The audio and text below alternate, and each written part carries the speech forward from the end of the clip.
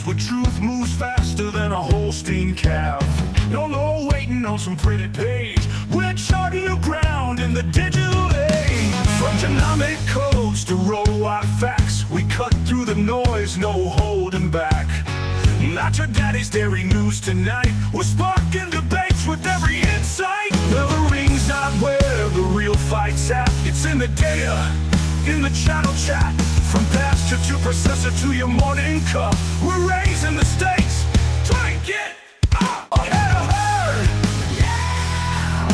Where the future's more than just a word. Ahead of herd. Come on! The bullvine's calling, let your voice be heard. Welcome to the Bullvine Podcast, where we challenge conventional dairy wisdom with cutting-edge insights that can transform your operation's profitability. Today, we're diving into something that's going to make a lot of people uncomfortable. We're talking about why everything you've been taught about keeping your milk sterile might actually be costing you serious money. That's right. Today, we're exposing the sterile milk myth and revealing how the trillions of microscopic workers already living inside your cows could boost your operations performance by 30%. We'll uncover university research showing that microbiome optimization can deliver $500 in annual ROI per cow, discuss breakthrough probiotics that cut reproductive problems in half while boosting milk yield, and give you a practical 18-month roadmap to start capturing these advantages. But here's the thing. While we're debating this science, European operations have already been implementing these strategies for 3 years. The competitive advantage window is closing fast. So buckle up, because we're about to challenge 50 years of industry dogma with evidence-based alternatives that could revolutionize your bottom line. Let's get started. Okay, so you've been laser focused on genetics, right? Dialing in those feed rations, tweaking every last detail. Standard practice, absolutely. Everyone's doing it. But what if the real engine driving your dairy's profits, what if it's powered by like trillions of workers you haven't even really thought about? Workers you can't even see, yeah. And unlocking their potential. The science is starting to suggest efficiency gains, maybe up to 30%, is that right? That's what some of the early data points towards, yes. Or, putting it another way, potentially adding over $500 per cow per year straight back to your bottom line. Verifiable additions. Wow. Okay, so that's not just, wishful thinking. It's becoming the new reality based on emerging science. It really is. And it fundamentally challenges some of the ways we've been doing things, the established practices in dairy for decades. Right. The amount of data coming out now from serious university research, it's just too significant. And the economic side of it is too profound to just carry on as usual. Absolutely. And that's why we're here today for this deep dive. We're looking at a topic that's frankly accelerating, moving fast from the labs right onto farms and, delivering actual results. Now, our focus, our source material for this whole discussion is an incredibly insightful article we found on the Bullvine. It's titled, Boosting Dairy Profits with Cow Microbiome Science. It's a great piece. Really pulls back the curtain, not just on the science itself, but crucially on the potential economic impact. What happens when you really understand and then start to manage the bovine microbiome? Yeah, these incredibly complex communities of microorganisms living inside and, even on your cows. Exactly. Everywhere. And our mission today, it's not just to skim this Bullvine article. We're not here for a quick summary. No, we need to go deeper. We want to spend our time together really unpacking the key findings it presents, exploring some of the, frankly, surprising facts it highlights, and most importantly, drilling down into what this actually means for you, for your operation, your cows, your profitability. Okay, let's unpack this. What's truly fascinating here, and the article emphasizes this right from the start, is how something so invisible, so tiny, these trillions of microbes, can have such a massive direct impact on the whole system, the whole biological and economic system of your farm. It's mind-boggling when you think about the scale. It is. And we're not talking about, tiny little tweaks here and there. We're going to look at the research discussed in the article, the hard numbers it presents, and really try to understand what this could mean for your bottom line. So let's start right there. The core idea the Bullvine article lays out, because it really is the foundation for everything else. Okay. The central argument is basically this. For years, decades maybe, producers like you have been focused, and rightly so, on genetics, using genomics, selecting the best animals, and refining feed systems, precision feeding, analyzing every input. The cornerstones of modern dairy management? Exactly. Yeah. But in doing that, we've largely overlooked what the article calls this massive microscopic workforce inside the cow. Trillions of them. And the rumen, the gut, the reproductive tract, even the mammary gland. These microbes are actually doing the heavy lifting, converting feed into milk, maintaining health, enabling reproduction. That's the critical reframing, isn't it? The article positions these microbes as, nature's smallest employees, but maybe the most powerful. Could be. Working 24/7, mostly unseen, unmanaged, quietly deciding feed efficiency, health status, and ultimately how much ends up on that milk check. And the article makes a bold claim, almost provocative. It says the next big breakthrough. It's not just another genetic tweak or a new robot. It's microbial. That's a big statement. How do they back that up? Well, it highlights results from, early adopters and some cutting-edge research that are pretty attention-grabbing. Farms reporting things like a 50% drop in post-calving reproductive issues. 50%. Wow. Yeah. Or increases in daily milk yield of 4 to 6 liters per cow. 4 to 6 liters per day. Per day. And feed conversion improvements that, according to the article, are rivaling, maybe even beating, the gains we've seen from genomics. Now, it's careful to say these are early reports, but still, it points to a scale of impact that's just different. It really does. And it makes you think, the article points out, when you spend so much time tracking TPI, DMI, lactation curves, Yeah. all crucial metrics, Absolutely crucial. you're essentially managing only half the picture. Yeah. You're focused on the host animal, the inputs, the outputs, but you're ignoring the complex biological machinery inside that actually does the processing, Yeah. turns feed into milk. Exactly. And this isn't just, some fringe theory anymore. The Bovine article really stresses that the science is moving into the mainstream fast. Yeah. It talks about findings from top universities across North America proving, conclusively, the direct measurable link between the microbiome and those things you track every single day. Feed conversion, SCC, repro success. Okay. The analogy they use is pretty good. Think of the rumen, right? It's this incredibly high-tech fermentation facility. Where all the magic happens. Right. But trying to manage that facility, optimizing the feed going in, tracking the milk coming out without understanding or managing the microbial community inside. It's like trying to run a feed mill without knowing how the mixers or the grinders actually work. You're just managing from the outside, blind to the internal mechanics. Pretty much. And the cost of that that blind spot, let's call it, the article puts a number on it. For an average 100 cow dairy, they estimate it's costing between $25,000 and $40,000 a year just in lost efficiency. $25,000 to $40,000. That's serious money being left on the table every year. It is, and this leads us to maybe one of the most challenging points in the article, the whole sterile world idea. Ah, yes, the idea that cleaner is always better. Sanitize everything. Exactly. It's been drilled into the industry for decades, almost universally accepted. Mm-hmm. Kill all the bacteria, and problems like mastitis, metritis, scours, they'll just disappear. Makes intuitive sense, I guess. It does on the surface. But the article presents this counter-argument, and it's backed by evidence that this very approach, this obsession with sterility, might actually be sabotaging profitability and animal health. How so? Because by trying to wipe out all bacteria, we've been unintentionally killing off the vast populations of beneficial microbes, the good guys. The ones that help the cow. Precisely. The ones that naturally suppress pathogens, optimize digestion, stimulate the immune system, and generally keep things running smoothly.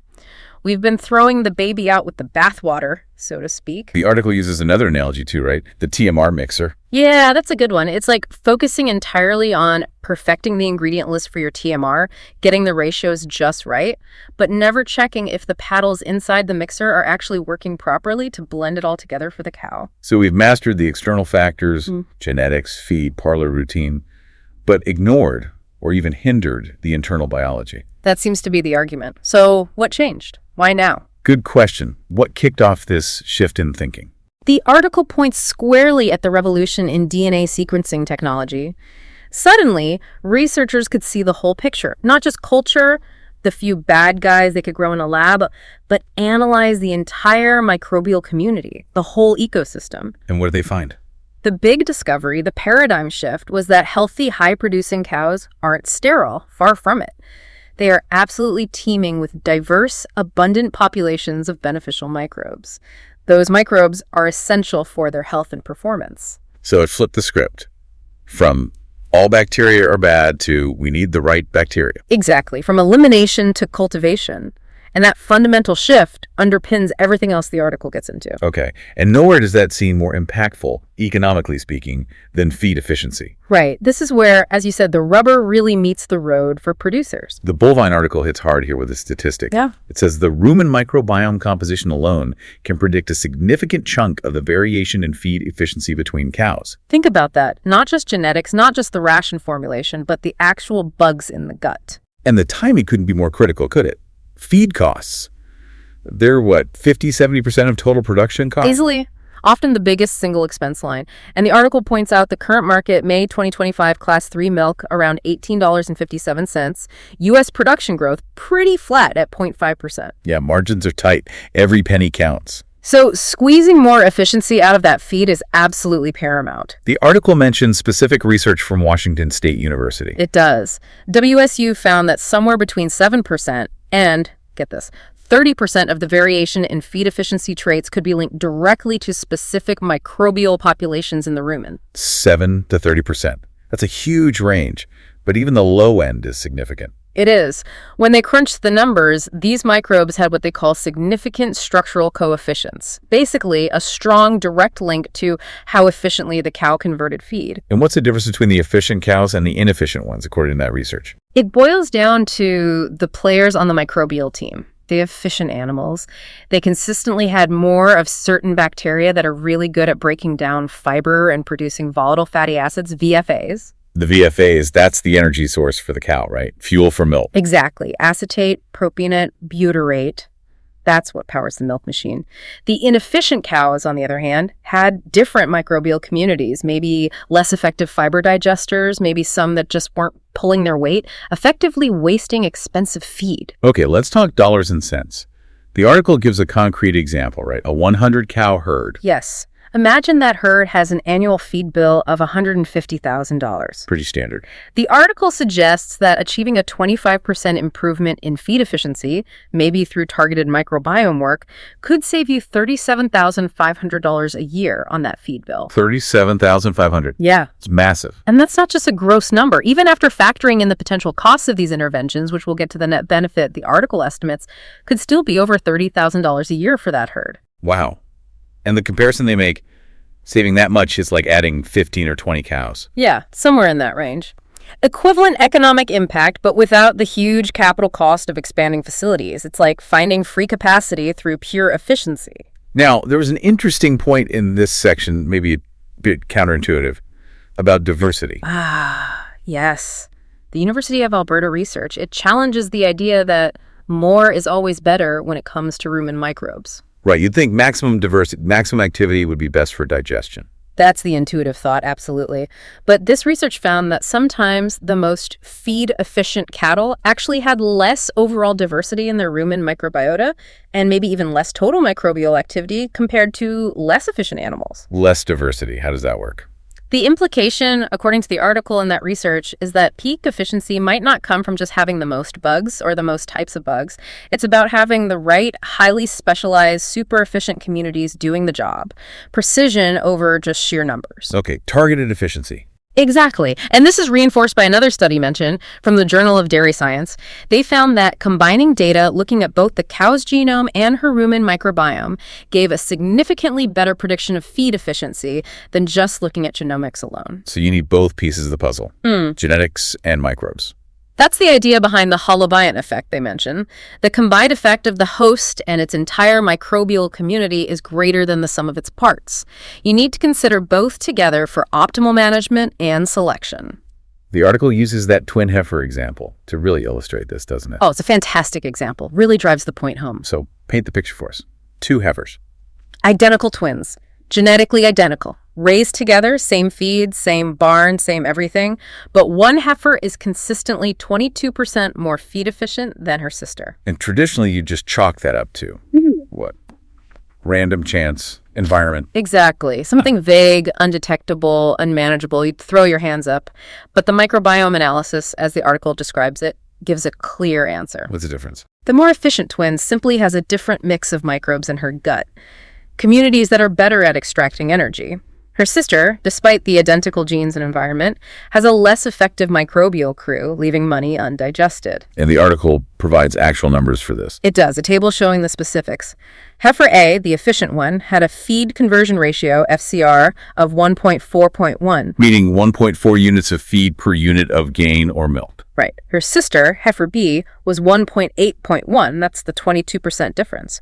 Heifer A ate less, 2.4 kilograms less dry matter per day. Ate less, but performed better. In terms of efficiency, yes. She produced 2.35 units of milk per kilogram of feed, while her sister only managed 1.85. That's 27% more milk bang for your feed buck. Wow. And the cost difference. Annually, based on their calculations, Heifer A's feed cost was about $11,125. Heifer B's was $1,500, a $375 difference per cow per year, purely down to the microbes. So the article asks the listener, if you're picking dams for your future herd sires, which data do you use? Just traditional metrics, or do you add this microbiome insight? It really makes the economic stakes crystal clear, doesn't it? It's not just managing inputs, it's managing the biological conversion process. Okay, moving on from feed efficiency, let's tackle mastitis, another huge profit drain. And here, the bovine article apparently throws down another gauntlet, challenges another core belief. It really does. This one might be even more controversial for some. The claim is blunt. Sterile milk is a myth. The myth. A myth. And the aggressive pursuit of sterility, trying to kill every last bacterium in the udder and milking system, it might actually be hurting udder health and contributing to higher SCC. Okay, that flies directly in the face of everything we've been taught about mastitis prevention. Pre-dip, post-dip, sanitize everything. Exactly. But the article points to research published stuff showing healthy mammary glands are not sterile. They naturally contain bacteria, quite a lot, actually, 10,000 to 100,000 cells per ml, even in healthy quarters. So bacteria are supposed to be there. It seems so. And critically, these studies consistently find that milk from healthy glands has greater bacterial richness and diversity compared to milk from clinical mastitis cases. More diversity is healthier, like in the gut. That's the suggestion. A diverse, balanced community might be key to udder health, not a sign of impending doom. And there was that study using PCR, Metzger et al. Yes, that's a crucial one. They used PCR, which is more sensitive than traditional culturing. They found bacteria way more often in samples taken from inside the gland, the cisternal samples, 83% detection, compared to only 40% detection in samples taken right at the teat end. Meaning the bacteria are really living inside, not just contaminants from the outside. That's the strong implication. There's an indigenous mammary microbiome. They're residents, not just tourists. Okay, so how does this connect to SCC and the cost of mastitis? Well, we know mastitis is expensive. The article cites Canadian research putting the cost at over $600 per cow per year. Lost milk, treatment, culling, it adds up fast. And specific infections, like Klebsiella, are linked to lower microbiome diversity. Right. It's like the pathogen disrupts the healthy community when it takes over. And the economic impact of high SCC is stark. The article uses data from Ireland. What do the Irish data show? A dramatic drop in net farm profit as bulk tank SEC went up. Farms with SEC under 100,000 averaged over 31,000 profit. Those over 400,000, their profit plummeted to under 12,000. Wow, that's a direct link between SCC and the bottom line. Absolutely. They even calculated that just lowering the national average SCC by 10,000 cells, Mallory, could add $6.6 million back into the Irish dairy economy annually. So the controversial point the article makes is, our current prevention strategies focused on killing all bacteria might be wiping out the beneficial bacteria that could naturally help suppress pathogens and maintain low SCC and premium milk quality. We might be eliminating our allies. It makes you ask, right? Those problem cows, the chronic high SCC ones, versus the cows that never seem to get mastitis, is the difference in their mammary microbiome. That's the million-dollar question, isn't it? Are some cows just better protected by their internal microbial community? And the environment plays a role too. Barns, parlors having their own microbes. Yeah, the article mentions research showing dairy environments have complex microbial communities, including potentially beneficial ones. Could these good environmental bugs help protect the udder if we weren't trying to sterilize everything? It really forces a fundamental rethink of mastitis control, doesn't it? Maybe moving from just killing bugs to fostering a healthy ecosystem. That seems to be the direction the science is pointing, a major shift in perspective. Okay, another major area impacting the bottom line, Reproduction. Oh yeah, the silent profit killer. You all know the pain. Every open day costs money, $3 to $5 a day. Extended calving intervals just wreck profitability. Destroys cash flow, messes up herd dynamics. It's a massive headache. And the bovine article suggests maybe a lot of this trouble starts with microbial imbalances in the reproductive tract, things we're not even looking at. That's the emerging picture. Issues like metritis, endometritis, poor conception, they might have a microbial root cause that we've been missing. And it highlights a specific development from the University of Alberta, ProPergay. Yes, presented as a really significant breakthrough. So what is ProPergay exactly? It's described as a targeted probiotic. Not just a random mix, but 3 specific bacterial strains that researchers found were naturally abundant in the reproductive tracts of healthy, fertile cows. So giving back the good guys. That's the idea. Reestablishing or supporting that beneficial community. And the results highlighted in the article are pretty striking. A 50% reduction in post-calving uterine infections. 50% again. That's huge for getting cows bred back quickly and healthy. Massive. Uterine infections are a major roadblock, but the article says the benefits didn't stop there. What else do they see? An increase in milk yield. An extra 4 to 6 liters per day for the first 50 days after calving in the cows that got ProPergay. 4 to 6 liters more milk, just from improving reproductive tract health. Apparently so. It really shows how connected everything is.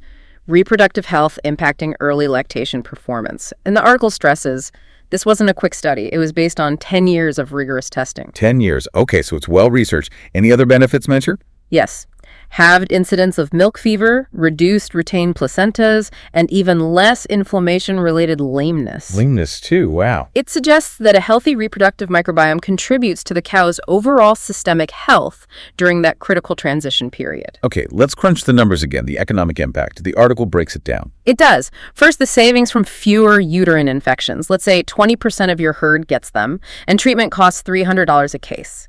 Cutting that incidence by 50% saves you about $30 per cow across the herd annually. Okay, 30 cows saved. What about the extra milk? 4 to 6 liters a day for 50 days. That's 200 to 300 extra liters per cow.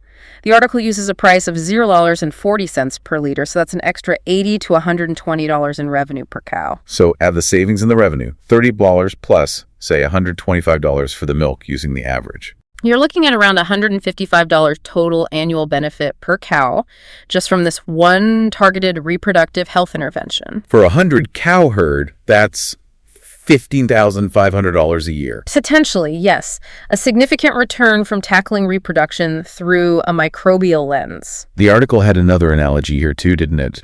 About breeding programs. Yeah, it makes the point. You wouldn't just ignore your breeding program, bull selection, timing AI, and expect good results, right? Of course not. So why, the article asks, would you ignore the microbial environment inside the reproductive tract?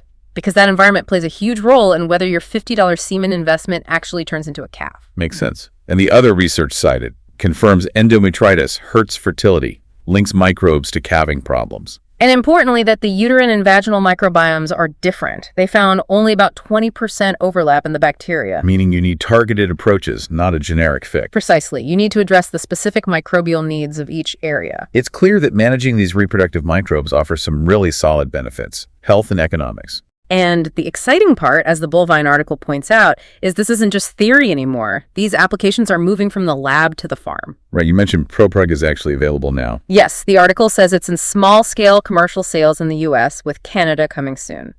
And it stresses again, this is precision engineered, developed over a decade for this specific purpose based on the research, not just a generic probiotic. And it's not just about reproduction, right? Other areas too. Correct.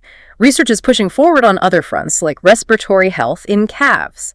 The article mentions multi-species probiotic formulations showing promise. What kind of results are they seeing with calves? Improvements in average daily gain, and crucially, reducing bovine respiratory disease, BRD, by up to 40% in some trials. 40% reduction in BRD. Given that BRD costs $150 to $200 per calf, that's another huge potential saving. Absolutely. And it represents that shift in thinking we talked about, moving from just treating sick calves to proactively managing their microbial balance to prevent them from getting sick in the first place. targeting the root cause, the dysbiosis, before pathogens take hold. Exactly. You restore the healthy balance before disease develops. The article also touches on global competition here, saying others might be ahead. It does make that point, suggesting that international competitors, maybe European operations, are already adopting these kinds of technologies and gaining an edge. It frames it as a competitive landscape shift. Late adopters might struggle to keep up. So getting in early could provide a real, lasting advantage. That's the implication. But the article is realistic too. It talks about implementation challenges. It's not just plug and play, right? Definitely not. That's a really important dose of reality. The biggest challenge: variability. Meaning? The microbiome is incredibly complex and unique to each situation. It varies hugely between individual cows, between farms, regions, seasons, management styles. What works perfectly in one herd might not work exactly the same way as somewhere else. Environment matters a lot. Grazing versus dry lot, for example. Huge impact. The article cites University of Alberta research showing different environments affect different microbial groups like bacteria versus archaea differently. So any intervention has to mesh with your specific farm, your feed, housing, genetics, water, everything. Uses that precision ag analogy again. Right. You don't use the same fertilizer rate everywhere. Microbiome interventions need customization, tailored to your farm's specifics. And timing is critical too, starting early in life. Very much so. Microbiome development starts basically at birth, heavily influenced by mom and the environment, especially colostrum. Effective long-term strategies might need to begin pre-weaning, maybe even earlier. It requires a whole life cycle view. And the idea of a farm's microbial fingerprint. Yeah, research shows dairy facilities develop their own unique microbial signature in the environment. Understanding your farm's signature, what beneficial bugs are already there, what challenges exist, could be key to choosing and implementing the right interventions effectively. So you need to know your starting point, your farm's unique microbial landscape. It seems like that will be increasingly important. Looking ahead then, the bovine article seems pretty bullish, calling the next 5 years an accelerating revolution. Early adopters gain the edge. It's definitely painting a picture of rapid advancement. One exciting area is predictive modeling, using microbial profiles to pick winners. Yeah, imagine being able to analyze a heifer's rumen microbiome at weaning and get a reliable prediction of her lifetime feed, efficiency, health, maybe even repro success. Potentially more accurate than genomics alone. The article suggests it could be. It might give a clearer picture of realized potential, factoring in that microbial component. And the WSU research on heritability and causal effects suggests we might be able to breed for better microbes too. Potentially, yes, or at least breed animals whose genetics make them more receptive to establishing beneficial microbial communities. It opens up avenues for both external interventions and genetic selection working together. Then there's sustainability, methane reduction. A huge area. University of Alberta research, mentioned again, showing specific rumen compositions are linked to lower methane output. With carbon credits potentially paying $15.25 per ton, that could be a whole new revenue stream for dairies. Exactly. Turning an environmental challenge into an economic opportunity through microbial management. But the real power, the article argues, comes from convergence, integrating microbiome data with all the precision ag tech we already have. This is a key point. Activity monitors, robotic feeders, and milkers, sensors. Farms are swimming in data. Adding microbiome data into that mix, the article suggests, could boost the predictive power of those systems by 30–40%. Give us some examples of how that might work. Activity monitors plus repro microbes. Could dramatically improve heat detection accuracy, sure, but maybe even predict conception likelihood for a specific breeding. The article throws out a potential jump in first service conception from, say, 35–40% up to 50–55%. That's a game changer for repro efficiency. What about automated feeders and rumen microbes? Imagine tailoring the ration delivery not just to the cow's production level, but to her specific rumen microbiome's ability to utilize nutrients. Could boost efficiency, cut feed costs, and potentially reduce nutrient excretion nitrogen, phosphorus by 15–25%. Environmental benefits again, plus cost savings, and robotic milking data. Combine flow rate, conductivity, activity data from the robot with mammary microbiome analysis. You could potentially predict mastitis risk before any clinical signs show up. True predictive health management. So the future herd management software, It's not just tracking history, it's predicting the future based on integrating all this data, including microbes. That's the vision the article presents, and it feels like it's getting closer very quickly. The big question then is, are you, the listener, getting your operation ready to actually use this kind of integrated data when it arrives? A critical question for strategic planning. Which brings us back, kind of full circle, to challenging those industry norms. This sterile milk myth again. Yes, the article really hammers this point home because it represents such a fundamental mindset shift. Directly confronting that cleaner is always better dogma. And arguing with evidence that this relentless pursuit of sterility might actually be undermining utter health by killing off beneficial microbes. The ones that live in the environment too, the good bugs in the parlor or bedding. Exactly. Mapping shows these environments have complex beneficial communities that can help suppress pathogens naturally just by being there.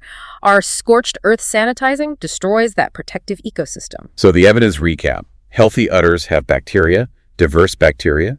Mastitis milk has less diversity. Right. The argument being we've been measuring the wrong thing, absence of bugs, instead of the presence of a healthy, balanced community. Which has huge practical implications. Rethinking sanitizers, maybe antibiotic use, actively promoting good bugs. And the article mentions some farms are already experimenting with selective sanitization, targeting pathogens while preserving beneficials. It ends that section with a challenge, doesn't it? Are you brave enough to question the dogma? Pretty much, stating that those who embrace the evidence will gain the competitive edge. So let's get to the bottom line, the economic reality. Okay.